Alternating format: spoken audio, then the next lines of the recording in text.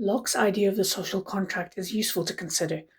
Locke believed that society had a social contract. Individuals consent to relinquish some of their freedoms to the state in return for rights and protections, and most importantly, social stability.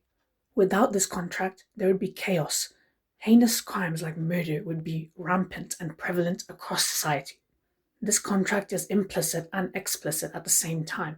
In some aspects, it is explicit, such as for immigrants, who express it directly when they are naturalizing. But for others, such as born citizens, it is an implicit contract that is not directly agreed to. Inadvertently, this concept critiques the concept of anarchism and renders it as impossible and unworkable because of the chaos that would be induced by a state of nature that is uncontrolled by authority. If there is no state or government to uphold this contract, then this leads to social disorder. Plato also said in the Republic that justice is compromise, an agreement that upholds the social order. However, morality does not just emerge from the society as Hobbes has suggested. It is imposed by religion and by social conventions, both of which are tenets of authority within the social contract.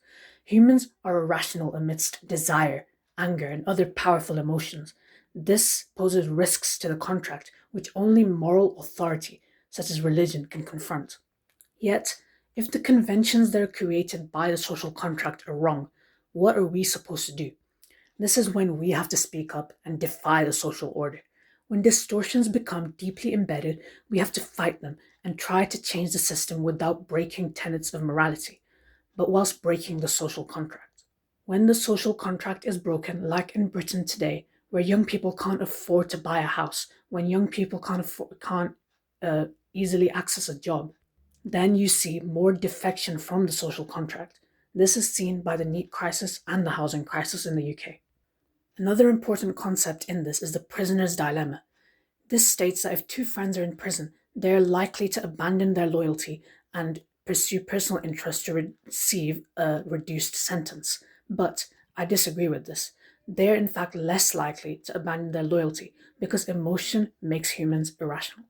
Similarly, in terms of the economy, we also need to consider that humans aren't rational in their behaviors. This is why personal debt rises and asset bubbles form.